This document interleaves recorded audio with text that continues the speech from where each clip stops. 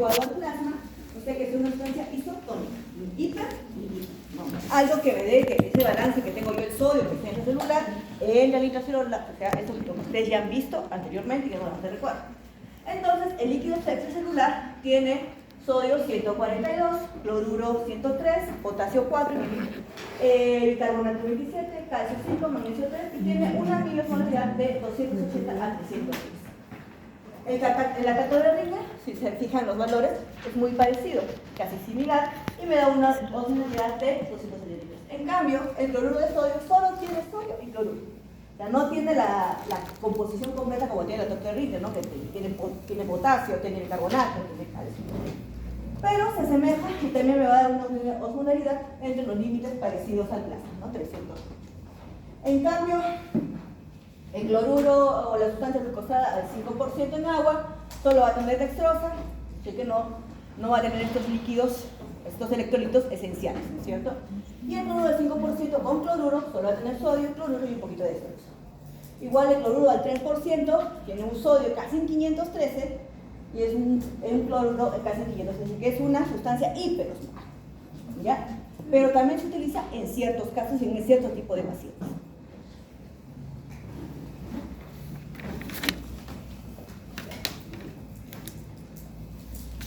Entonces vamos a tratar, ¿no? La cátodo de Ringer, como le dije, es un líquido hipotónico, se asemeja más al isotónico, tiene sodio en 130.000 equivalentes.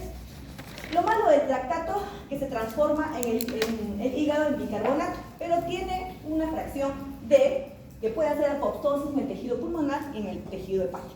Es la única, o sea, cuando trato con mucho lactato de Ringer, me sobrepaso, me pasa eso en mi célula, ¿no? En cambio, el cloruro de sodio, que es un líquido hipertónico, ¿por qué? Porque tiene un poquito más de sodio, ¿no? Sodio 154, cloro 154, pero cuando paso demasiado cloruro, me sobrepaso de la cantidad, puedo hacer que mi paciente tenga una acidosis metabólica o una hipercloremia. Es una solución ideal, sí, para corregir los déficits de volumen, para corregir la hiponatremia e hipocloremia, incluso para corregir la alcalosis metabólica. También se utiliza, ustedes van a ver, en los pacientes politraumatizados, ¿no? Cuando ya hago un reto de fluidos, lo primero que entro es cloruro de sodio. No voy a poner dextrosa. Estamos hablando de pacientes adultos. En el niño es distinto.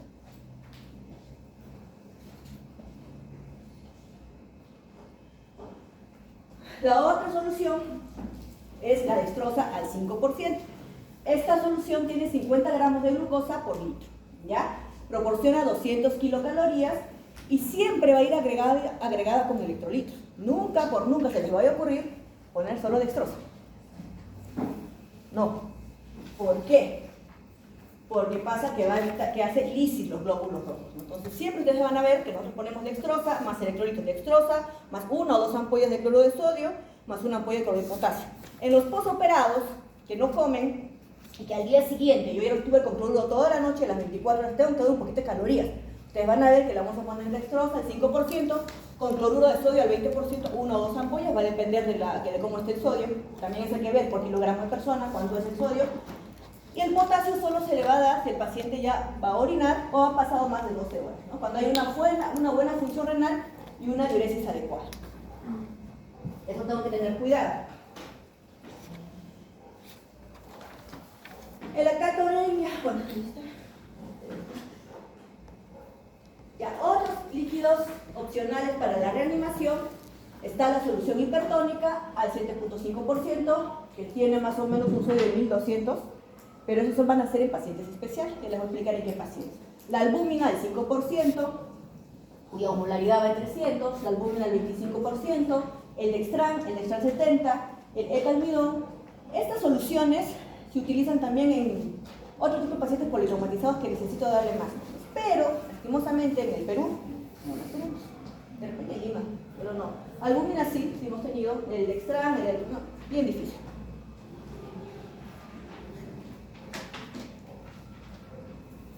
Ya, ¿en qué situaciones yo puedo usar el sodio o el cloruro de sodio al 7.5%? En pacientes que tengan lesiones cerradas de la cabeza, por ejemplo, los politraumatizados con TEC grave, ¿no? Eso que ustedes ya van a ir viendo cuando hagan sus prácticas en emergencia de cirugía, sobre todo los que hagan en el MINSA, van a ver cualquier cantidad de politraumatizados por accidente de tránsito. O si los que ya lo han hecho se han dado cuenta que cada uno, Entonces, en este tipo de pacientes se va a utilizar este tipo de soluciones. ¿Por qué? Esta solución de cloruro de sodio, que es hipertónica, ¿qué va a hacer? Va a aumentar la perfusión cerebral, lo que me va a llevar a disminuir la presión intracraneal y, consiguientemente, va a reducir el edema cerebral. ¿No es cierto? Es un vasodilatador arterial. Los coloides es otro tipo de solución que se encuentra en el espacio intravascular, como la albúmina, los extranos, los etoalmidones y las gelatinas. Son expansores de volumen plasmático, es mucho más efectivo. En el choque hemorrágico grave va a aumentar la permeabilidad de la membrana capilar y permite que los coloides penetren en el espacio intersticial, lo que puede empeorar el edema y deteriorar la oxigenación mística. Ese es el problema con este tipo de sustancias, ¿no? La albúmina, que tiene un peso molecular de 60.000, se prepara a partir de plasma humano, a veces puede causar reacciones alérgicas e insuficiencia renal y pulmonar si este paciente no está bien hidratado. ¿Ya?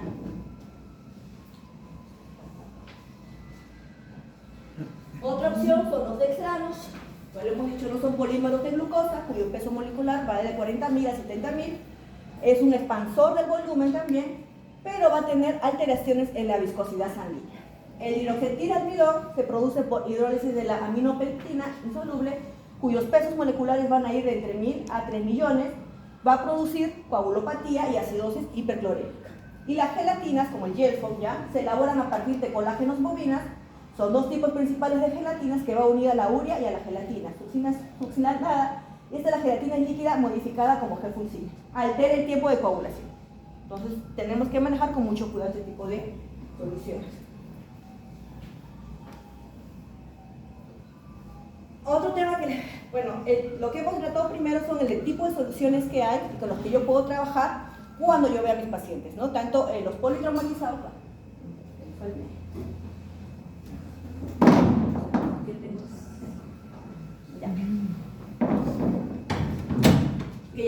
para que conozca las soluciones. Ahora, cuando nosotros hacemos el manejo con soluciones, o va a depender también del paciente que tratemos, este paciente va a tener ciertas anomalías hidroelectrolíticas, como son las anomalías del sodio, ¿no? Tenemos que pueden haber pacientes que tengan hipernatremia y que tengan pacientes con hiponatremia. Entonces yo tengo que corregir. Ustedes se van a dar cuenta que en el hospital, en el área de hospitalización, o si no en el área de emergencia, le van a sacar un AGA y electrolitos al paciente. No sé si se han dado cuenta cuando han rotado en emergencia, pacientes politraumatizados, todos tienen, pacientes obstruidos, todos necesitan AGA y electrolitos. ¿Por qué? Porque necesito saber y reponer si es que mi paciente tuviera una hipoclaremia o una hipomagnesemia o una hiponatremia, tengo que corregir. ¿Ya? Entonces, ¿cómo se hace la corrección del sodio? Por ejemplo, si viene con hipernatremia, significa que mi paciente tiene más del sodio que yo debo. ¿Cuánto es lo normal de sodio en el plasma? ¿De 135 a? 145. Ya. Entonces, si yo tengo más de eso, significa que mi paciente está con hipernatremia. ¿Qué quiere decir esto? Que tiene un déficit de agua. Entonces, ¿qué tengo que hacer? Tengo que meter agua, ¿no? Entonces, también se da en pacientes que tienen hipovolemia. Es decir, cuando comienzan a perder líquido, solo queda el sodio, pues tengo. Y cuando se trata con cloruro a grandes cantidades. ¿Ya? Una vez estable, se reemplaza por una solución hipotónica. Puede ser dextrosa al 5% con electrolitos. Acá se le va haciendo la corrección. Hay que disminuir el sodio 1 miliequivalente por hora o 12 miliequivalentes al día. Si yo hago una corrección muy rápida, mi paciente también va a tener alguna lesión. Por ejemplo, un edema y una herniación cerebral, ¿no? Si es que yo pretendo bajar, si que mi paciente tenía 170 de sodio, pero lo quiero bajar en menos de 6 horas, olvídate, ese paciente termina con una herniación cerebral. O sea, no puedo hacerlo tan rápido. Tiene que ser lento y constantemente tengo que pedir AGA y electrolitos para ver cómo va mi corrección. ¿Listo? Si es un paciente que tiene hiponatremia crónica, por ejemplo, si son los abuelitos que tienen a veces patologías como el cáncer, ¿no? Y a veces ellos llevan, o los pacientes que están en hemodiálisis, tienen unas hiponatremias ya crónicas. Ellos sí se les puede ir bajando 0.7 miliequivalentes por hora. ¿Cómo se hace esta corrección? Con esta fórmula, ¿ya? Igual los que ya han llevado medicina, así que ya eso de ustedes son capos. Yo más no lo tengo que explicar. Entonces, el déficit de agua es igual al sodio sérico menos 140, entre 140 por el agua corporal total del paciente. Por ejemplo, en el hombre se calcula que 50% y en las mujeres el 40%. ¿Por qué en las mujeres será menos? ¿Por qué? Hay cantidad de grasa. No más grasa en las mujeres que tú. ¿Ya? ¿Qué pasa cuando es lo contrario? Cuando el sodio está disminuido. También tiene sintomatología. Entonces, igual, le van a pedir que corrijan esta sintomatología. ¿Cuándo presenta síntomas? Cuando el valor del sodio sérico es menos de 120 milequivalentes. Ustedes sacan su aguita, miran solo 110, ¡ay, Dios mío! ¿Qué le pasó a mi paciente?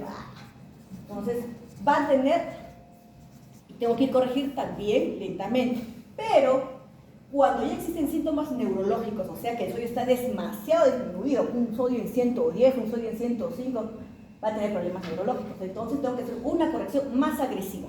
Y es por eso que se usa el cloruro de sodio al 3%. Ya es más agresivo. ¿Con qué finalidad? Para incrementar el sodio, no más de 1000 equivalentes también por hora, hasta que la concentración sérica de sodio sea mayor a 130.000 equivalentes o igual, o mejoren los síntomas neurológicos. La corrección de la hiponatremia sintomática debe incrementarse un valor de sodio no más de 0.5 milequivalentes por litro o hasta un incremento de 12 milequivalentes al día. Incluso más lento si es que es un paciente que tiene hiponatremia crónica. Existen pacientes que tienen hiponatremia crónica, no hay pacientes que ustedes ya lo van a ver. La corrección rápida de la hiponatremia podría dar lugar a una mieloninosis pontina con convulsiones, debilidad, paresia, daño cerebral y muerte. O sea, tampoco puedo, ay, mi paciente está en 110 auxilio, subirlo tan rápido porque le va a costar más daño. Incluso puede llegar a la muerte. Ustedes se dan cuenta que acá decir, saca el electrolitos interno, que pinche. Ya. Los casos leves de la hiponatremia, en los casos leves se puede hacer con cloruro de sodio 9 por 1000 y control seriado de electrolitos, ¿no? Agua y electrolitos. La hiponatremia muy graves, que ya tienen alteraciones o signos neurológicos, cloruro de sodio al 3%. Incluso también el cloruro de sodio al 3% no lo vende la farmacia. No, tienen que prepararlo. A las enfermeras son unas capas en eso, pero hay distintas ¿cómo se dice? Conversiones que podemos hacer, ¿no? Este es un ejemplo, ¿no? Por el cloruro de sodio nosotros también lo hemos usado, por ejemplo, en los niños que tienen edema cerebral. Ustedes van a ver que el neurocirujano va a poner en niños sustancias hiperproteicas, cloruro al 3% o cloruro al 7.5%. También se da en pacientes que tienen problemas, ¿no? Igual. Entonces, ¿qué soluciones? Cuando yo quiero convertir cloruro al 3%, tiene 513 milequivalentes de sodio por litro. Entonces, dos formas de convertir. A ese cloruro de sodio al 0,9%, 806, le voy a poner 5 ampollas de cloruro de sodio al 20% y así voy a obtener la solución al 3%. Y la otra forma es la dextrosa, también 850 más 7 ampollas y media, que me va a dar 510 milequivalentes, igual me va a convertir un cloruro de sodio al 3%.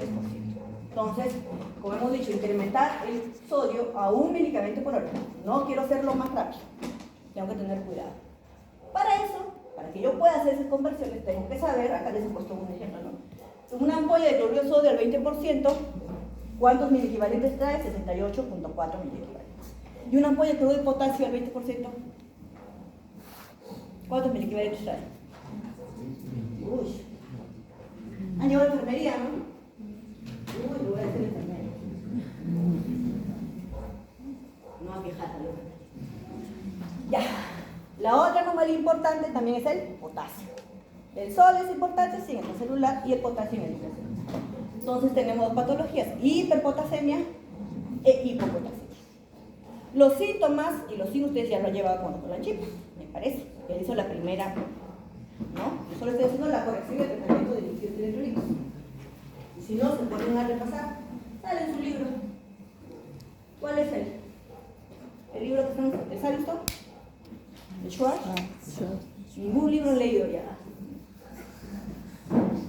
Está igualito. Este es de Schwartz. Les voy diciendo, déjenme edición. El Samson sale igual. Ya. Tratamiento de la hipopotasemia sintomática. Es decir, cuando me va a dar síntomas a mi paciente. ¿No es cierto? Tengo que eliminar el potasio. Cuando un potasio es mayor a 5.5 milequivalentes. ¿Ya?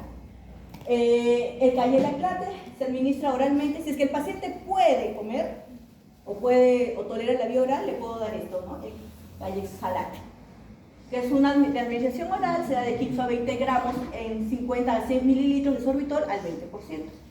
También se puede hacer administración rectal si no tolera la vía oral, ¿ya? La otra posibilidad es la diálisis, o si no, también la otra posibilidad es cambiar la solución glicosada al 50% o de 5 a 10 unidades de insulina. O sea, la insulina es la que me va a hacer bajar el potasio rapidísimo. Entonces se van a dar cuenta que a veces lo utilizamos de emergencia, ¿no? Y una ampolla de bicarbonato intravenosa. ¿Por qué es importante que yo baje la hipopotasemia? Como ustedes ya lo han visto y ya lo han visto en las clases anteriores, ¿qué hace? Pues el potasio cuando me va a causar una arritmia o está un paro cardíaco. El paciente, cuando yo veo un potasio en 7, oye, ya corre, ¿no? Porque el paciente se te va a hacer un paro. Entonces, para contrarrestar los efectos cardíacos, pongo gluconato de calcio, ¿no? Al 10%, de 5 a 10 mililitros de solución al 10%. ¿Ya?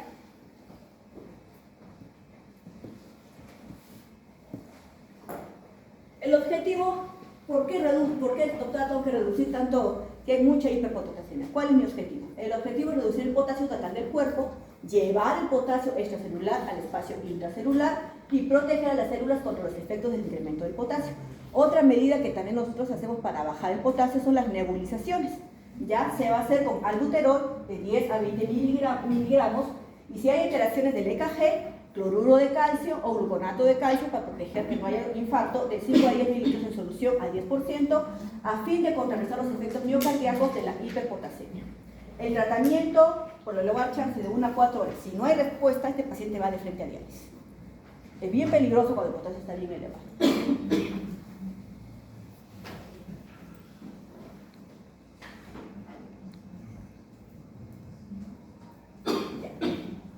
Por otro lado, también la hipopotasemia.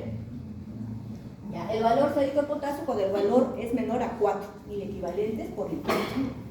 A veces es asintomático, ¿ya? Y si es que tolerara igual la vía oral, la nutrición que mi paciente puede comer, pues le puedo dar pues cloruro de potasio, 40.000 equivalentes por acceso intestinal a una sola dosis. Si es asintomático y no tolera la nutrición intestinal, cloruro de potasio al 20.000 equivalentes, intravascular cada 2 horas por 2 dosis, ¿no? Acá se hace retos de potasio. Ustedes se van a dar cuenta, si es que pasan visita, tiene potasio, sí, pásenle un reto de potasio, o 2 retos de potasio, es eso, ¿no? Que ponemos una ampolla o 2 ampollas de cloruro de potasio en 90 cc de cloruro de sodio y se hace el reto. Y es lento porque duele, a menos que tenga catéter venoso central no duele, ¿no? Pero a ver si se ha puesto cloruro de potasio, es terrible, le duele bastante. Cuando es sintomático, o sea, mi paciente presenta síntomas de hipopotasemia, le pongo cloruro de potasio intravascular cada hora por 4 dosis. Pero esto por catéter venoso central, le duele mucho cuando es intravenoso, o sea, por catéter periférico. Valorar la concentración del potasio 2 horas después de terminar la infusión. Si es que el potasio, es menor de 3.5 mil equivalentes por litro, no hay síntomas, restituir según el protocolo anterior. O sea, volver a hacer otro reto de potasio si es que no subiera, ¿no? Otro reto de potasio, pero siempre no tan rápido también, porque también me puede dar efectos cardíacos. Se me puede ir al otro lado, ¿no? Tanto que quiero subirlo, me voy a salir más allá del límite permitido y en parte. Cuando es adecuada la distribución por vía oral en la hipopotasemia leve y asintomática, si se requiere administrar el potasio de forma intravenosa, no más de 10.000 equivalentes por hora en un ambiente sin vigilancia. Por ejemplo, cuando no tenga, digamos, en un ambiente que no sea UCI o que no sea trauma shock, ¿no? Lo puedo hacer. Puede aumentarse 40.000 equivalentes por hora cuando se acompaña de vigilancia por medio de un EKG. ¿Por qué les digo esto, no? Por ejemplo, en pacientes ancianos, cuando yo pongo demasiado cloruro de potasio, comienza, ¿no? El corazoncito a ver cambios. Entonces, es que yo no tengo vigilancia, el paciente me hace paro también, ¿no? E incluso más en caso de paro cardíaco inminente por una arritmia maligna relacionada con la hipopotasemia. Cuando existe oliguria o deterioro de la función renal, es necesario tener mucha cautela.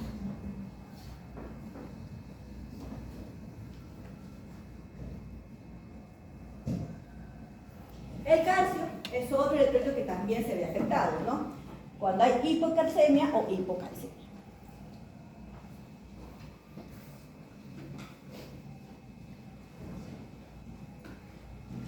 ¿Cuándo se va a requerir el tratamiento? Cuando ese trastorno es sintomático, o sea, es decir, cuando el paciente va a presentar así. Lo cual sucede si las concentraciones séricas exceden en 12 miligramos por 100 mililitros. El nivel crítico para el calcio sérico es de 15 miligramos en 100 mililitros. Cuando se presentan síntomas, antes puede progresar rápidamente a la muerte. Mediante la terapia inicial se pretende restituir primero el déficit de volumen asociado y a continuación inducir la diuresis rápida con solución salina normal. Cuando ustedes se van a dar cuenta que en emergencia nosotros hacemos reto de fluidos, el paciente siempre está con sonda vesical. ¿Por qué? Porque cuando yo hago reto de fluidos tengo que ver estrictamente la diuresis. Todo paciente politraumatizado, así, no. Reto de fluidos, sonda vesical, ahí les van a decir como 20.000 veces, pongan sonda vesical. Paciente con obstrucción intestinal, sonda vesical. Paciente, sonda vesical. Y me dice, doctora, ¿pero por qué? No, es que no necesito yo tener un correcto balance, sobre todo la diuresis, cuidar ese riñón. Porque el primero que se sacrifica cuando hay un tremendo o un desbarajuste total en el cuerpo es el riñón. ¿Ya? Cuando hay hipocalcemia, ¿no? Cuando el valor del calcio normalizado es menor a 4 miligramos por 100 ml. Con acceso gástrico y si hay tolerancia o nutrición intestinal, también se puede dar una suspensión de carbonato de calcio 1250 miligramos en 5 ml cada 6 horas por acceso gástrico. Hay que revalorar la concentración del calcio ionizado en 3 días. Entonces, si el paciente come y tiene leves síntomas, puedo hacer eso. Pero si no hay acceso gástrico o no tolera la nutrición intestinal, entonces se utiliza la vía intravenosa, ¿no es cierto? Gluconato de calcio, 2 gramos intravenosa durante 1 hora por una dosis y revalorar la concentración de calcio ionizado en 3 días.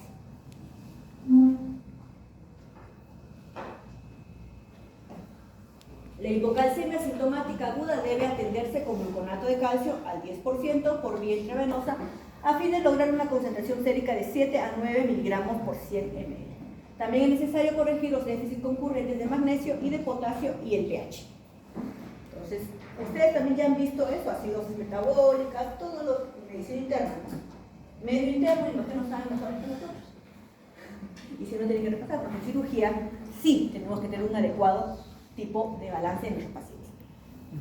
Ya, entonces, ya hemos visto cómo vamos a corregir, ya hemos visto qué líquido voy a utilizar. Entonces, tengo, como les he dicho a mi grupo también, tengo tipos de pacientes que yo veo en cirugía. Pacientes que ingresan para operaciones programadas, ¿no es cierto? Que vienen programados, que no tienen ningún problema, vienen, se opera la vesícula y mañana están en su casa. Pacientes que ingresan de emergencia, por ejemplo, con apendicitis aguda, peritonitis y pacientes politraumatizados, ¿no? Que tienen, digamos, un traumatismo abdominal cerrado o abierto que tienen que ingresar. En estos tipos de pacientes yo tengo que hacer un manejo de líquidos preoperatorios. Tengo que preparar a mi paciente. No va a venir la otra. El anestesiólogo dice, ¿qué pasa? O se muere. Entonces yo tengo que preparar. ¿Ya? Entonces por eso se hace tratamiento preoperatorio con líquidos. Si es que yo tengo un paciente, digamos, ¿no? Con apendicitis, 2 días está el pobre muchacho vomitando, con fiebre, entonces todo eso, cuando llegue el paciente tengo que yo reponer ese líquido. ¿Con qué repongo? Cloruro de sodio. Uy, que pongan resorte sola de nada. Ojalá ya. En una persona sana solo se requiere administrar líquidos para el sostén antes de la intervención quirúrgica. Por eso le decía a los pacientes que vienen de consultorio, hoy día yo voy, me opero en el hospital, la vesícula, como tomo agua, solo en la noche nada más me dicen NPO y tempranito en la mañana me estoy operando y si no hay nada de la 3 estoy comiendo. ¿Cómo se hace el tratamiento? Ya, hay 2 formas. Esta, de los 10 kilos, o la simple, que la siempre ya ustedes van a ver que la utilizamos, esta de acá. ¿Ya? Por ejemplo, ¿no? Para los primeros de 0 a 10 kilos, administrar 100 mililitros por kilogramo al día. Para los siguientes de 10 a 20 kilogramos, administrar 50 mililitros por kilogramo adicional. Y para un peso mayor de 20, administrar 20 mililitros por kilogramo. Entonces, si yo peso 70, ya voy multiplicando, ¿no es cierto? Esa es una forma. Y esta fórmula solamente está para el sostén, o sea, el equilibrado, es una solución equilibrada. O sea, no, yo tengo que reponer también las pérdidas. ¿Me dejo entender? Las pérdidas hay que reponer corresponden las pérdidas de agua diarias calculadas en orina, heces y pérdidas insensibles con solución salina hipotónica, y no con agua sola, lo cual aporta un poco de sodio a los riñones para que ajusten la concentración. Los pacientes con déficit de líquidos, diarreas, vómitos, tercer espacio, con síntomas clínicos, por ejemplo, taquicardia y hipotensión, hay que poner de 1 a 2 litros en bol. Entonces se van a fijar que en emergencia, por ejemplo, no viene el paciente, como hemos dicho, ¿no? Taquicárdico, está con fiebre, ha vomitado, no tolera, van a ver que le ponen, ya, ponle un cloruro de sodio. A veces lo pasamos en bol, el litro. O a veces 800 o 1000 para hacerlo orinar, porque incluso el paciente dice, tengo sed y no puedo ni orinar. Entonces el paciente está con déficit. ¿Por qué? Porque yo tengo que tener una diuresis de 0.5 a 1 mililitro por kilogramo por hora. Tengo que hacer ese paciente orinar. Más o menos, pues que orine 1500, y estoy más tranquilo, ¿no? Menos de 800 tengo olivura y tengo que preocupar. Esta tablita me ayuda a ver el balance básico que quiere mi paciente en líquidos. Saco mi tablita para reponer lo que me falta. Ustedes van a dar cuenta que en la hospitalización, los que han pasado visita, hay pacientes que también tienen sondas, nasogástrica, drenes. Entonces, todo eso se calcula para hacer un balance y para yo poderle dar, que aún a mi paciente no comiera, tengo que reponer sus líquidos, ¿no es cierto? Para tener un medio interno, más o menos, en homeostasis. La otra forma, que más o menos usamos nosotros, es de 30 a 50 mililitros por kilogramo de peso. 30 mililitros, todas las personas que comen, nosotros, ¿no? Yo como, multiplica por 30 mi peso y ya, eso tengo que tomar de abajo. Pero si no tomara o no, 50 o 45, y voy jugando, y voy bien, y voy reponiendo. Importante, tengo que fijarme en el balance, en la diuresis y en lo que pierde el paciente. Ustedes han visto que se hace un balance de ganancias, ¿no? Positivas, negativas. Tiene que llegar a 0, ¿no? Si sale un balance positivo, es que me estoy pasando el líquido. Si sale un balance negativo, le falta líquido. Y eso también se van a fijar. Eso lo hacen muy bien las enfermeras, pero también ustedes tienen que aprenderlo a hacer. Porque a veces las enfermeras, no sé, se copian y no lo hacen bien. ¿Quién tiene que hacer el balance? Pérdidas insensibles. Hay una formulita, pérdidas. A ver, entonces, a mi paciente cuando entra a sala tiene que entrar bien hidratadito. Porque hay otro problema. Cuando ya llega a sala, va a depender del tipo de cirugía que yo le voy a dar. Mayormente ahí nos ayuda el anestesiólogo. Ustedes lo van a ver que el anestesiólogo está ahí no solo mirando caricatura, ¿no? Intuba, de repente es una anestesia y está mirando si es que está con sonda vesical, acá te pregunta, ¿está orinando? ¿Cuánto orinó? ¿No? Entonces él va mirando y va mirando también la cirugía. Si es una cirugía abierta y hay exposición de vísceras al exterior, se va a evaporar el líquido. Entonces todo eso tengo que reponer. Entonces, si yo he hecho una buena reposición en el intraoperatorio, es decir, en el preoperatorio, antes de que entre a sala, en el intraoperatorio ya el anestesiólogo se va a encargar de que haya un equilibrio, ¿no? Él va a ver qué líquidos va, si está abierta, cuántas horas, ¿no? Si es 1 o 2 horas, ya le va metiendo líquido, cloruro, le va metiendo, ¿no? Y fijándose siempre en la diuresis. Entonces, con la inducción de la anestesia se pierden también los mecanismos compensadores y se presenta hipotensión. Ustedes van a dar cuenta que cuando el anestesiólogo tiene su maquinita, le va a ir tomando la presión, funciones vitales y va mirando, ¿no? Entonces sí, el paciente es hipotenso. Las heridas grandes del tejido blando, por ejemplo, las fracturas complejas con lesiones concurrentes del tejido blando y las quemaduras se relacionan con otras pérdidas del tercer espacio, los cuales deben considerarse en el quirófano. La reposición de líquido extracelular durante una operación a menudo requiere de 500 a 1000 mililitros por hora de una solución salina balanceada para sostener la homeostasis. O sea, si me demoro más, le damos una operación de 3 horas, de ahí el anestesiólogo tiene que meter 1500 hasta 3000, ¿no? Dependiendo si es que es una operación grave. Entonces, todas estas consideraciones, acá me va a ayudar bastante el anestesiólogo.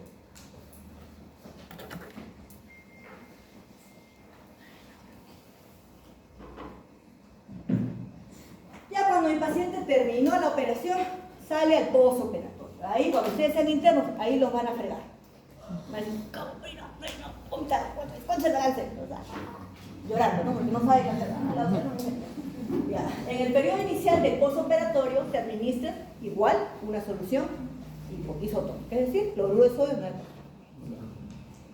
La reanimación se valora según el establecimiento de los valores aceptables de los signos vitales y la diuresis. Es por eso que tienen que preguntar si su paciente orinó.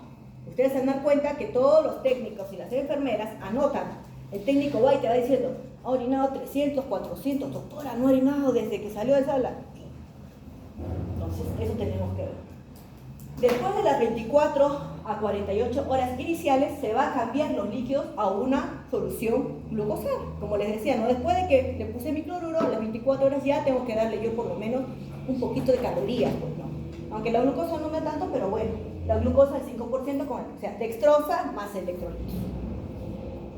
Si la función renal es normal y la diuresis es adecuada, entonces voy a añadir potasio, ¿no?, a los líquidos intravenosos.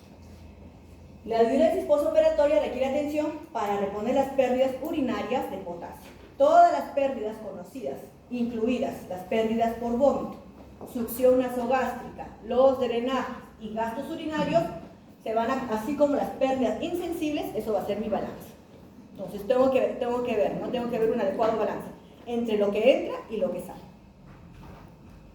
¿Ya? Ustedes han visto, ¿no es cierto?, en la hospitalización que tienen drenes.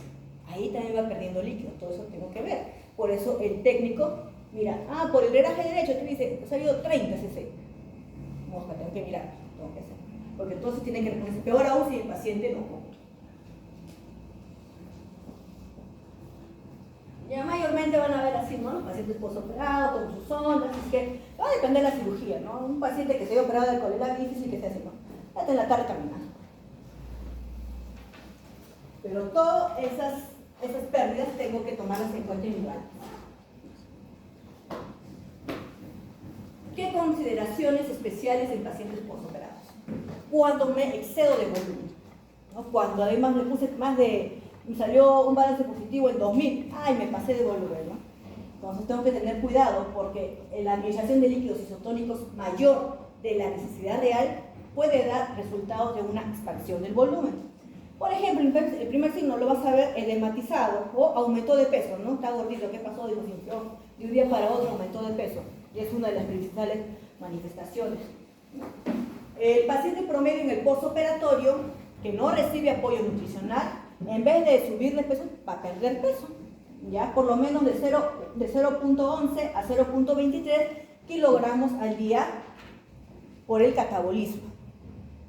El déficit de volumen en pacientes quirúrgicos, si no se corrigen del todo las pérdidas, en el periodo preoperatorio se subestimaron, ocurren durante la intervención o las pérdidas durante el periodo postoperatorio fueron mayores de las que se apreciaron, ¿no es cierto? ¿Qué signos clínicos tiene cuando mi paciente está deshidratado? Taquicardia, va a tener ortostasis y lo más evidente, no orina, oliguria o anuria incluso. Y ahí tengo que preocuparme. El paciente no orina, no lo han hidratado bien en el pre, no lo han hidratado bien en el intraoperatorio y en el postoperatorio lo rematamos con el paciente. Insuficiencia renal, prerrenal, por la culpa de qué? Del interno, que no hizo bien su cálculo. Por culpa del interno, por si acaso. De todo el interno. Bueno, y del R1. Y también puede haber una hemoconcentración, ¿no? Entonces, porque cuando hay un exceso, tengo que tener cuidado con los pacientes adultos mayores. Si yo le meto mucho líquido, el paciente hace edema de pulmón, los viejitos. Son otra población especial que tenemos que tener cuidado. ¿Ya? Entonces, tengo que fijarme. Tiene que ser un tratamiento adecuado.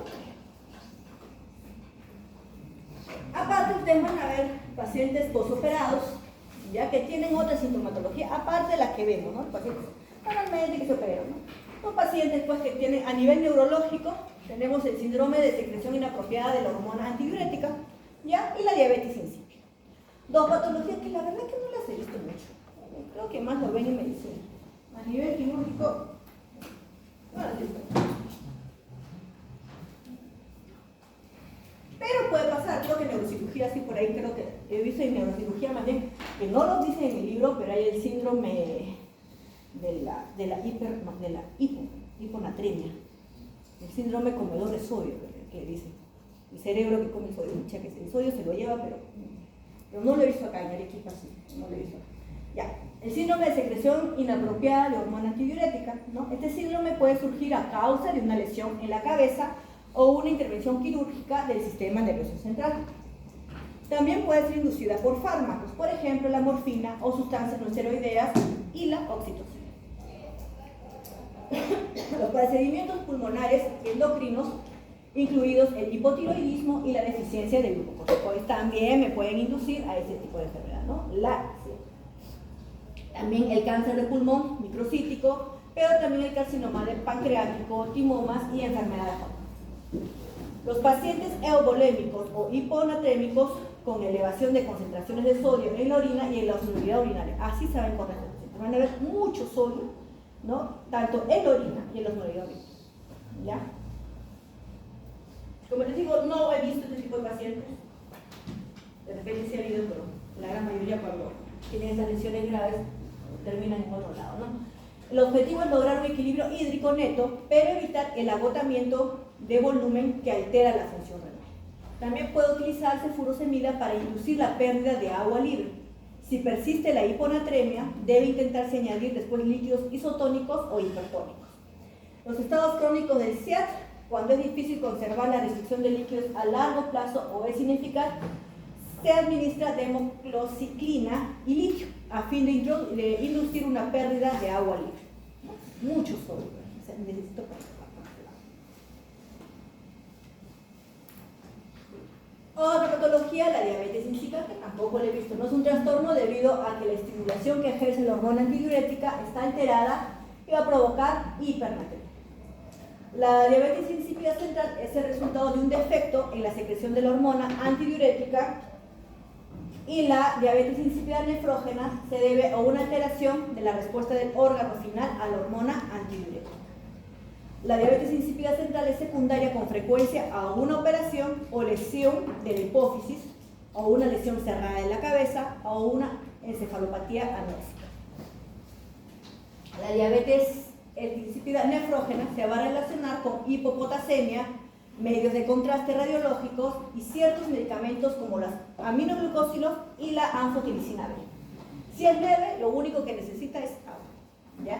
En los casos más graves se añade vasopresina, cuya dosis usual es de 5 unidades por vía subcutánea cada 6 a 8 horas. Como les he dicho, estas dos patologías, la verdad, es bien rara. No las he visto en el hospital. En Arequipa, en pacientes. Y eso es todo. Ha sido un resumen grande, pero todo lo encuentran en su Schwartz o en su Sábito.